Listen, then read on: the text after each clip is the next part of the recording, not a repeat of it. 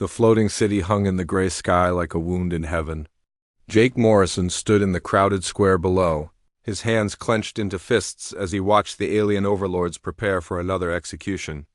The Zephyrians had ruled Earth for 50 years now, and they never let anyone forget who was in charge.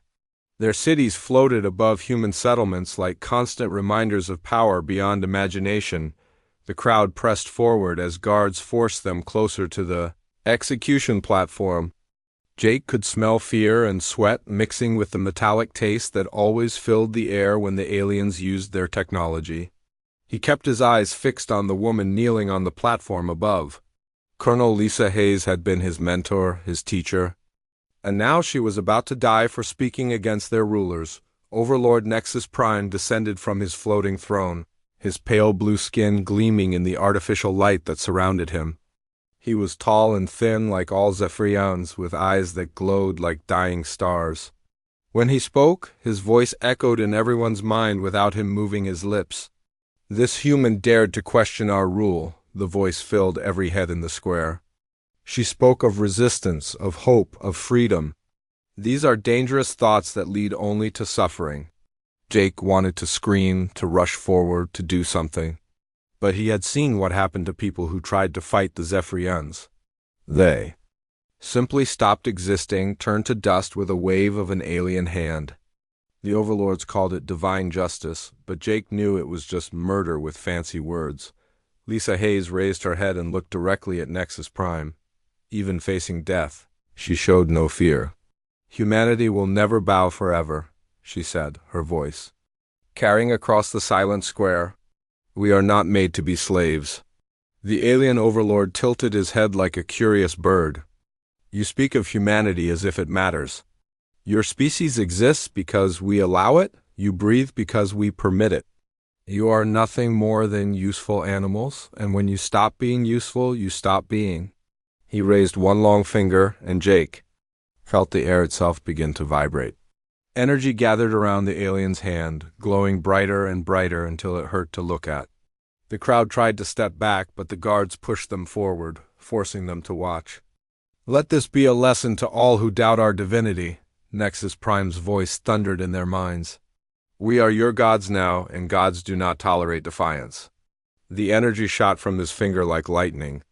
Lisa Hayes vanished in a flash of white light, leaving only empty air where she had knelt. The crowd stood in shocked silence, afraid even to breathe too loudly.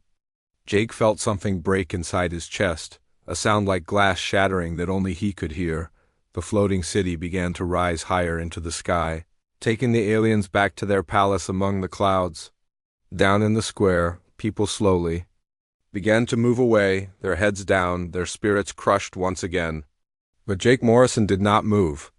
He stood staring at the empty platform, feeling anger burn in his stomach like acid. He thought about the stories his grandfather had told him, stories about a time when humans ruled their own world. Before the Zephyrians came with their impossible ships and their godlike powers. Before the conquest that took only 3 days to complete. Before 50 years of slavery disguised as protection, the aliens had divided humanity into useful groups. The smart ones became part of their profit network, their minds connected to alien machines until they forgot they were ever human. The strong ones worked in mines on distant worlds, digging up metals and crystals to feed the endless hunger of the empire. The rest lived in settlements like this one, growing food and making things that the overlords needed, but Jake had heard whispers in dark corners and secret meetings. Some humans still remembered what freedom felt like. They called themselves Free Terra, and they believed that someday, somehow, humanity could fight back. Most people said they were crazy, that fighting gods was impossible. But watching Lisa Hayes die for speaking the truth made Jake wonder if being crazy was better than being a slave. He walked home through empty streets, past buildings that had once housed human governments and human dreams. Now they were just shells occupied by alien technology and alien rules. But in the basement of an old library, behind walls that looked like solid stone, Free Terra still met and planned and hoped. Jake Morrison had never been a religious man. But as he walked through his conquered city, he found himself praying to any god who might be listening. He prayed for strength, for courage, for the chance to make the aliens pay for what they had done. He did not know that his prayers would be answered in ways that would shake the galaxy itself. The age of gods was old and strong, but even gods could fall if someone was brave enough to push them.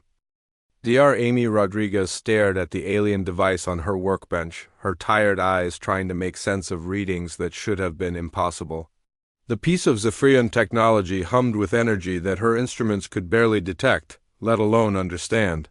She had been studying captured alien equipment for 3 years now, hidden in the underground facility that Free Terra called Haven Base. The base was built inside an old subway system, deep enough underground that Zephyrian scanners could not find it.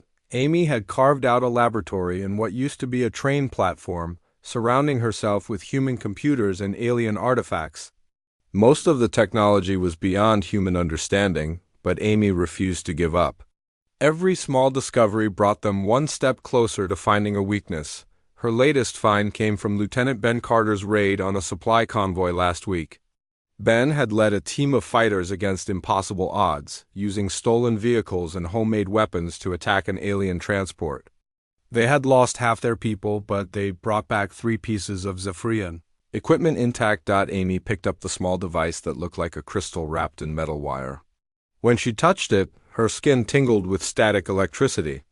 She connected it to her testing equipment and watched the readings jump across her screens. Something strange was happening to the energy patterns when the device came near human technology. She ran the test again, and each time the results were the same. The alien technology worked perfectly until it got close to human-made computers. Then the energy patterns became wild and unpredictable, like static on an old radio. Amy felt her heart beating faster as she realized what this might mean. Meanwhile, Ben Carter was training new recruits in an abandoned warehouse on the other side of the city. He had been a soldier before the conquest, and he knew how to teach people to fight. But fighting the Zephyrians was different from any war humans had ever faced. Their enemies could fly, could read minds, and could kill with a thought. Forget everything you know about fighting, Ben told the 20 men and women who had volunteered for his training program. The aliens think like machines. They predict every move, plan for every attack, counter every strategy. But machines don't understand crazy. He demonstrated by attacking a training dummy in a way that made no sense. Instead of aiming for vital points, he hit random spots while screaming and jumping around like a madman.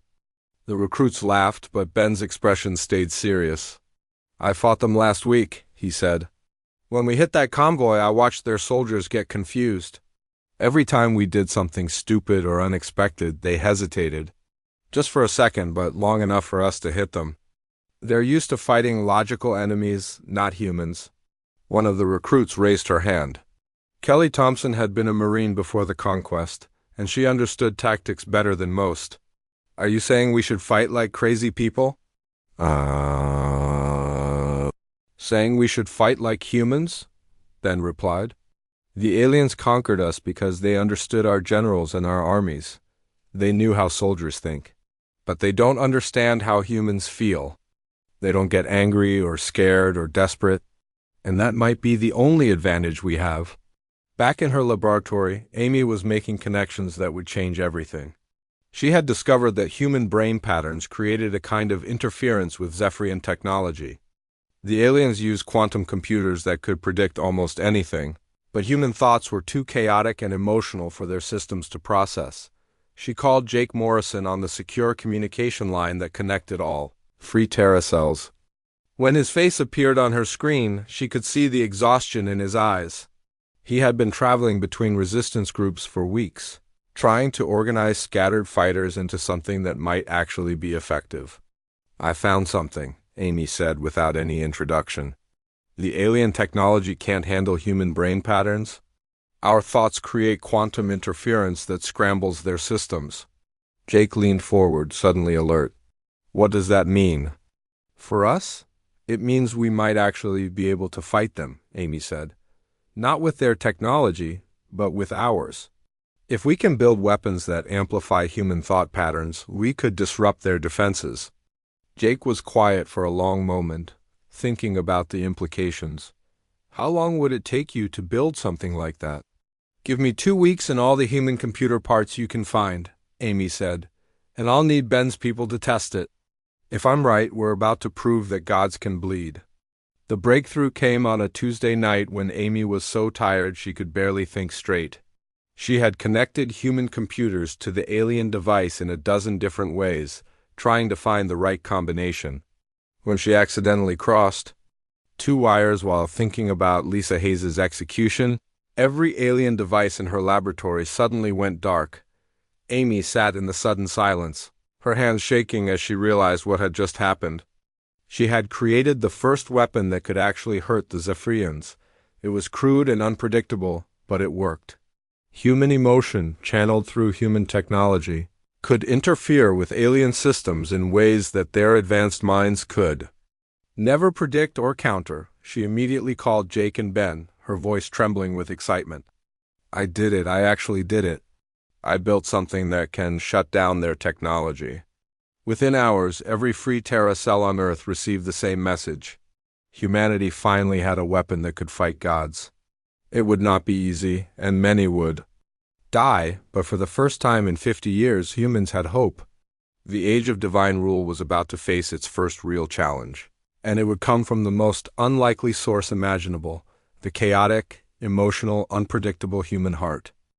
The message arrived through channels so secret that Jake Morrison almost missed it entirely. It came hidden in a data stream that looked like routine shipping information. But when decoded, it contained words that made his heart race. The Kreltany. Wanted to meet. Jake had heard stories about the Kreltany from old resistance fighters who remembered the early days of Zephyrian conquest. They were a warrior race that had ruled their own empire before the aliens came. Their defeat had taken the Zephyrians 5 years instead of the usual few weeks, and they had never truly accepted their subjugation. But for decades, they had remained silent. The meeting was set for a neutral space station in the Outer Rim, a place where different species traded goods without asking too many questions.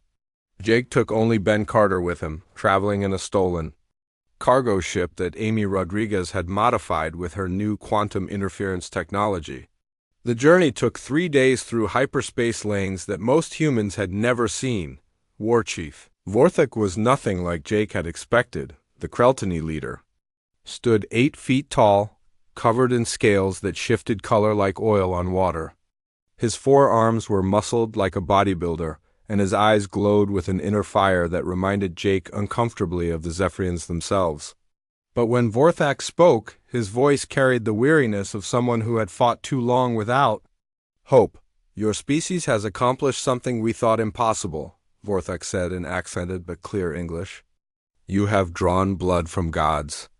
Word of your victories has spread through the slave networks faster than Zephyrian communications. Ben leaned forward, his soldier's instincts making him study every detail of their surroundings.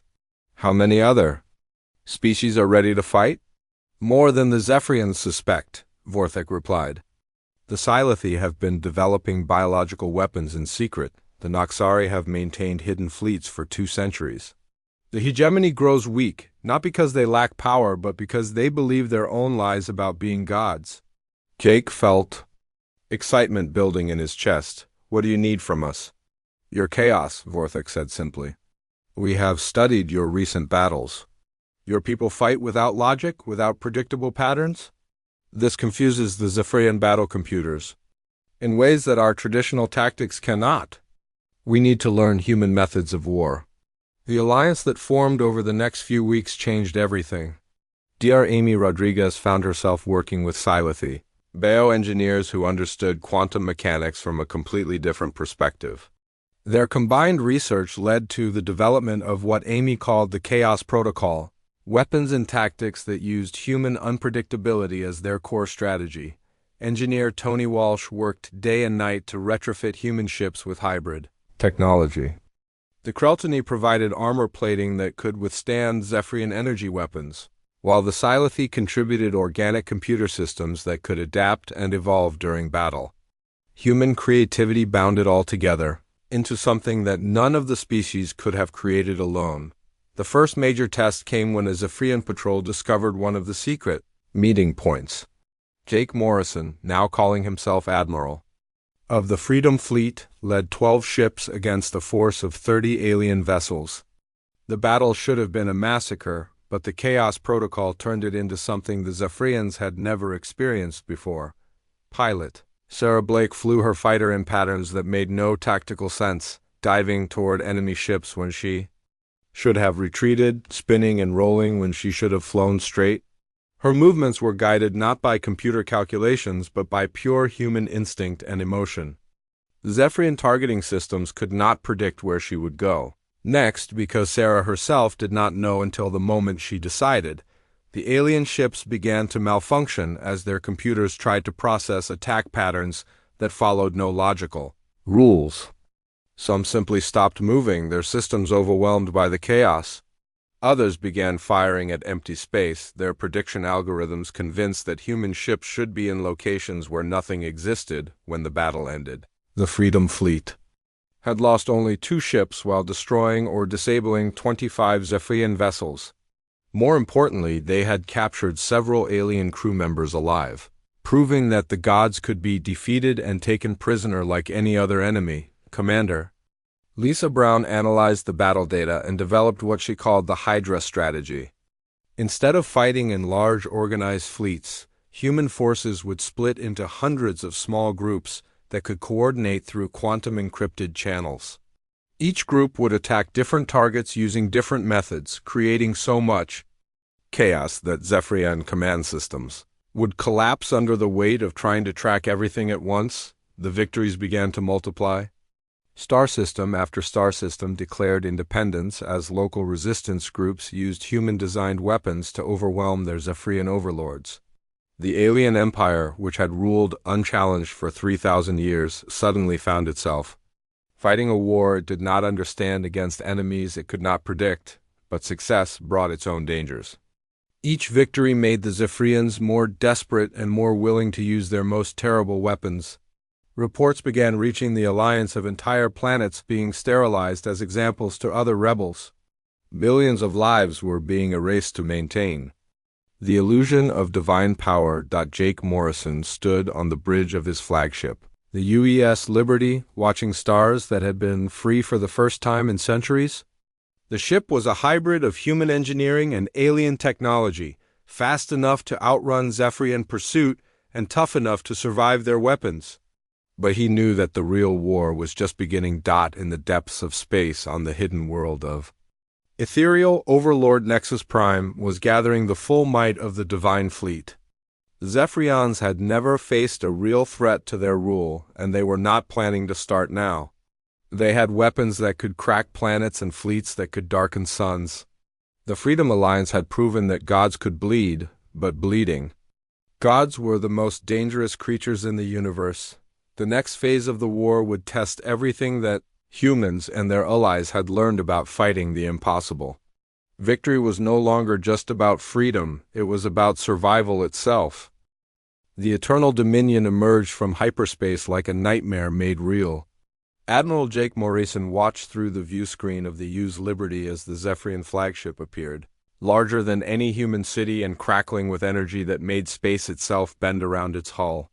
Behind it came hundreds of other vessels, each one capable of destroying entire fleets. "That's not a ship," Ben Carter whispered from his position at the tactical station. "That's a mobile planet." Jake forced himself to stay calm even as every instinct screamed at him to run. The Freedom Alliance had gathered every available ship at the Kepler system, hoping to make a stand that would prove their rebellion was real. Now, facing the full might of the Divine Fleet, Jake wondered if they had just signed their own death warrant. Overlord Nexus Prime's voice filled every mind in the system, speaking directly into their thoughts with the terrible authority of a god addressing insects. "You have forgotten your place in the natural order. I have come to remind you why we rule and why you serve."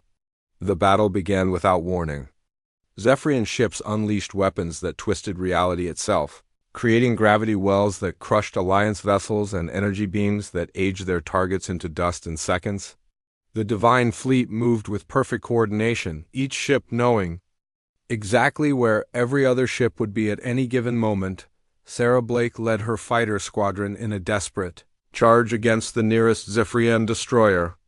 Her ships were equipped with the latest chaos weapons, devices that created quantum interference strong enough to disrupt alien systems. But the enemy had adapted, installing backup systems and shielding that reduced the effectiveness of human technology. "They learned from our previous victories," Sarah reported over the communications channel. "The Chaos protocols are only working at half strength." Jake watched as 3 Alliance ships vanished in flashes of light, their crews dead before they could even scream. The Zephyrians were demonstrating why they had ruled the galaxy for millennia, their technology so advanced that it seemed like magic. But as the battle raged, Dr. Amy Rodriguez made an observation that would change everything. "The bigger they are, the more they depend on prediction." Amy's voice crackled through the comm system from her position in the Liberty's research bay.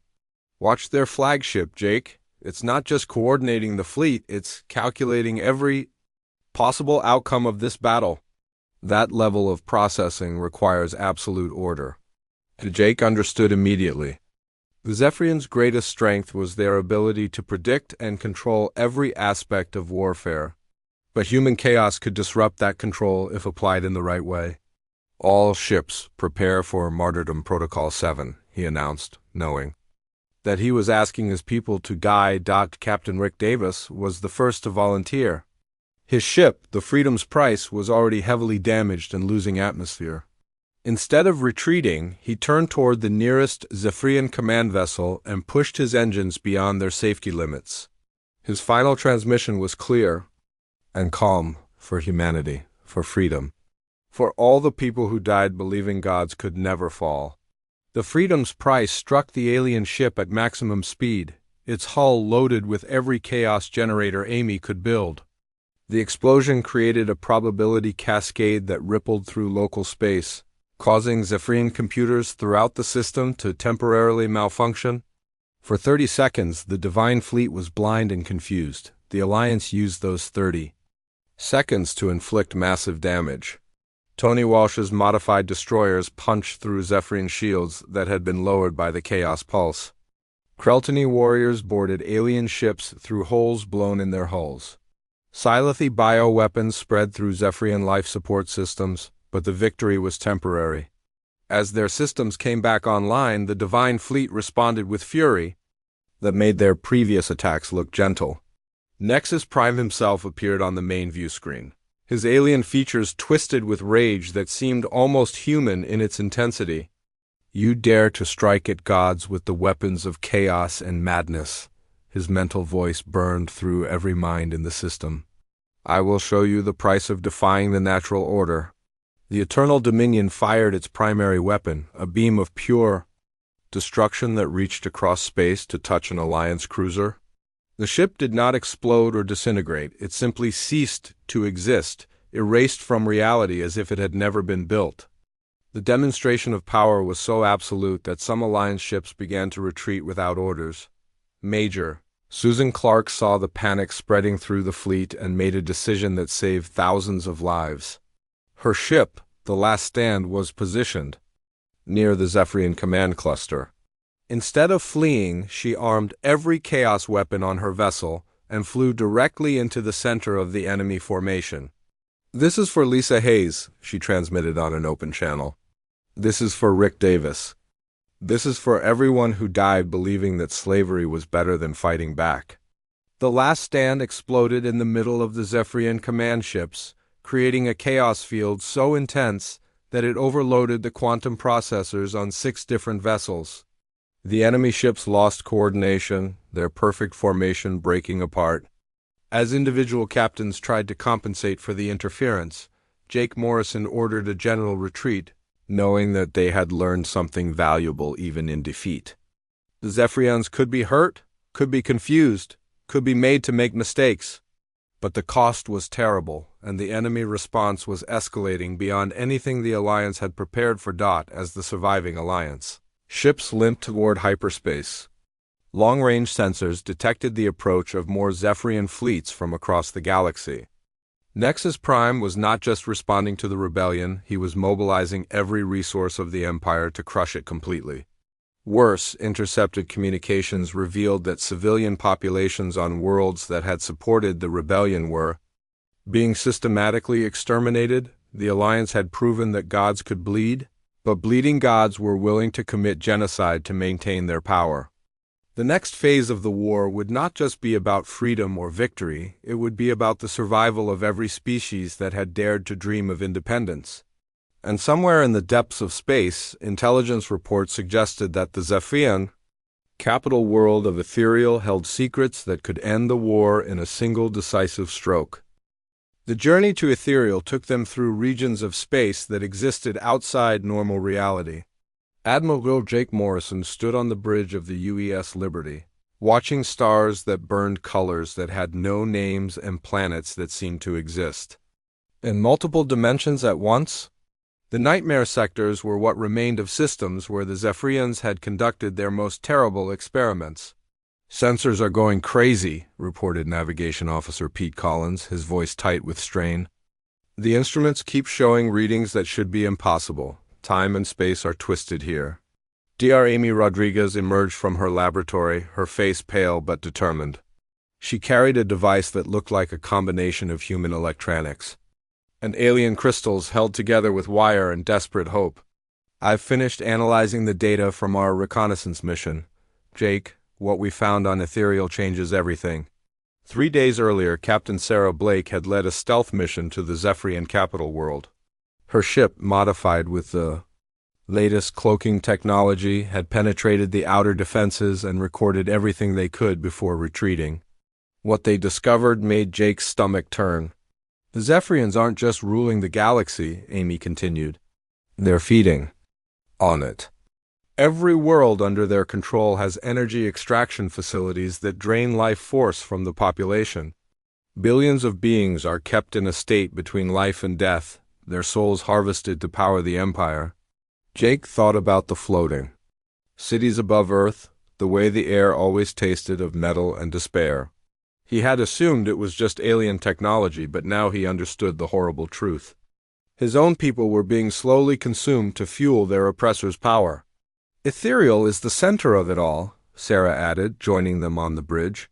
"The planet is covered with temples that channel energy from across the galaxy.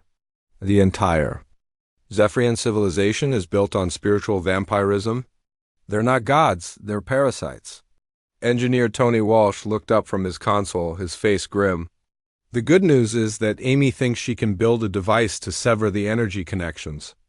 The bad news is that someone would have to get it to the central temple complex, and that means getting through planetary defenses that make their fleet look weak." Amy held up her device, which she had started calling the Soul Bomb. "This will cut the connections and free the trapped life forces. But the energy release could be catastrophic if not properly controlled. We need someone who understands the system well enough to guide the process." The answer came from an unexpected source. Intelligence Officer Diana Price had been monitoring Zephyrian communications, looking for any weakness in their coordination. What she found was a transmission from Nexus Prime himself, and the contents shook the foundation of everything they thought they knew about their enemy. "Nexus Prime isn't Zephyrian," Diana reported, her voice barely above a whisper. "He's the first victim." The message references his original species, something called the Architects. The Zephyrians transformed him 3,000 years ago, made him into their primary tool for conquest. Jake felt pieces of the puzzle clicking together in his mind. He's not their leader, he's their slave. The most powerful slave in the galaxy, but still a slave. The revelation changed their entire strategy.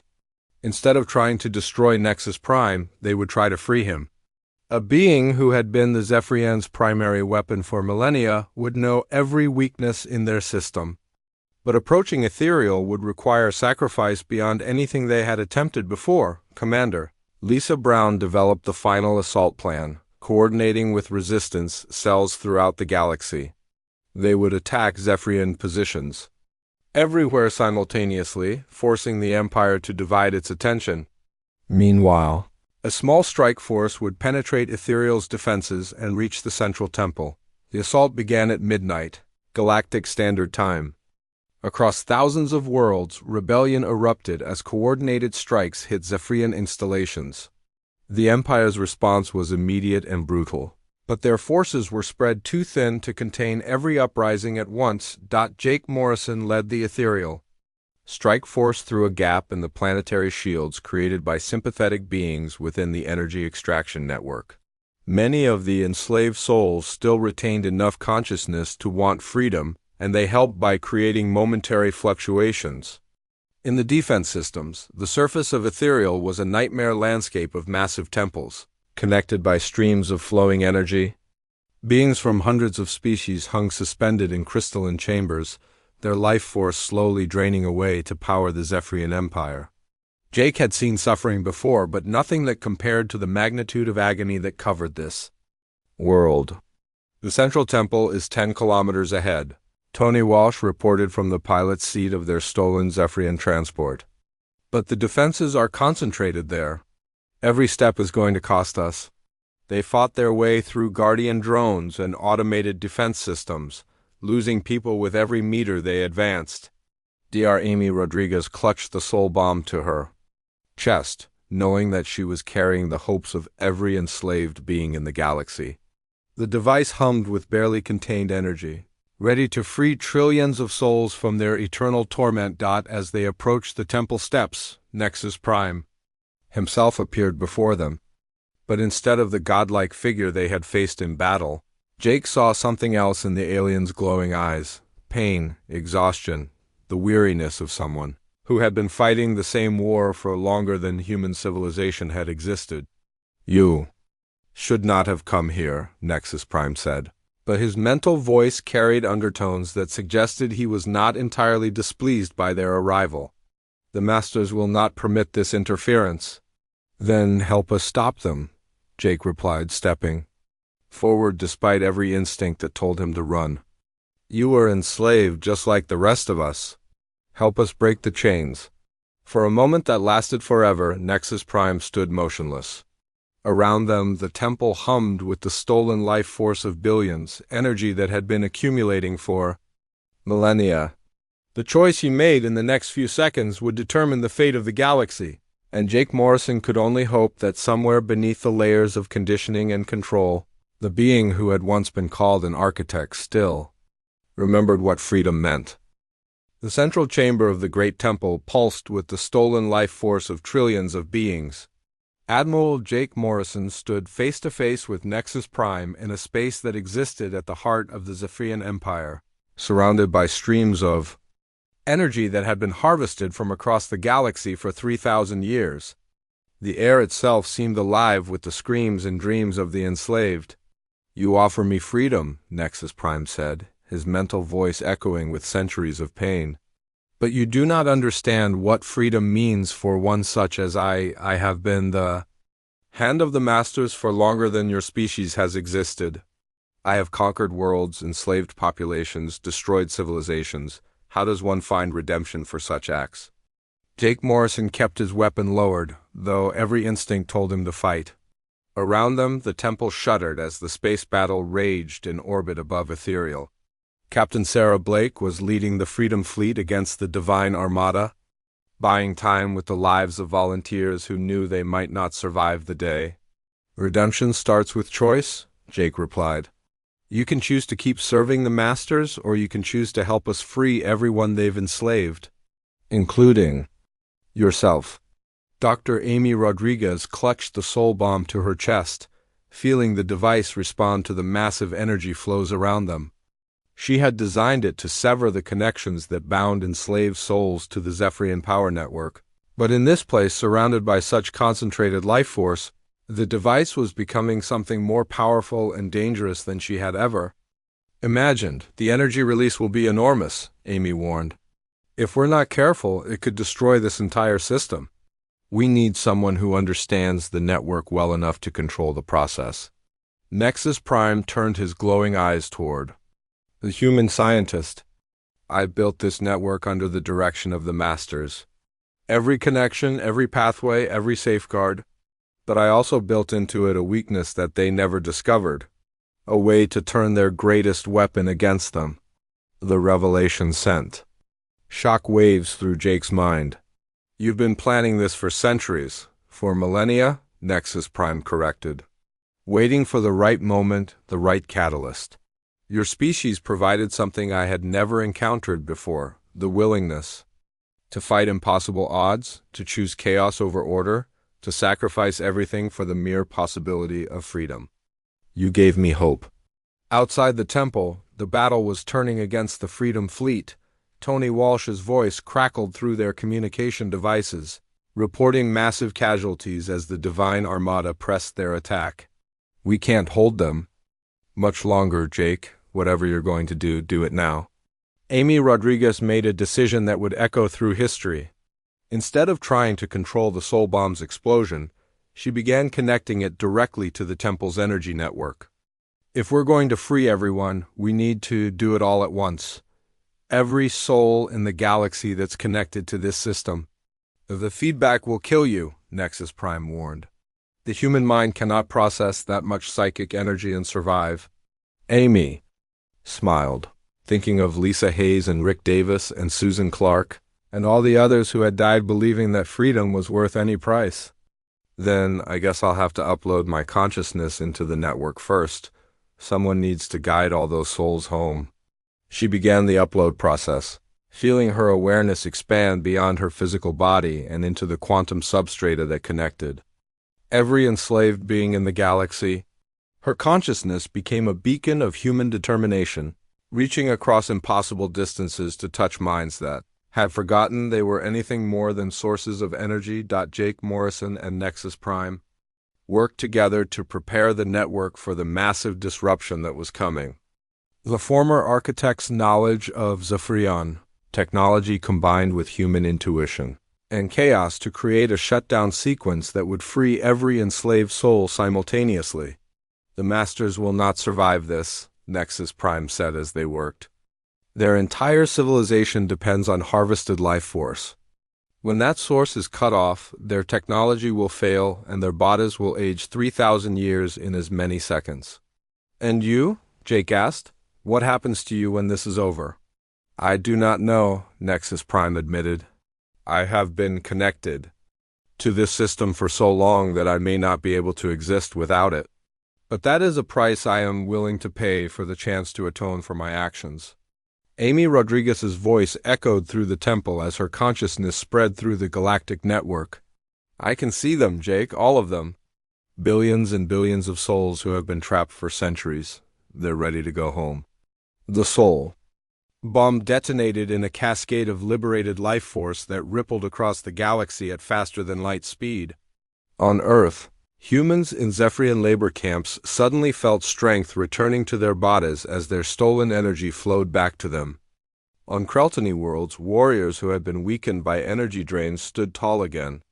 Across 1,000 species on 10,000 worlds, beings who had lived in gray twilight for generations suddenly remembered what it felt like to be truly alive. The Zephyrian Empire collapsed in hours.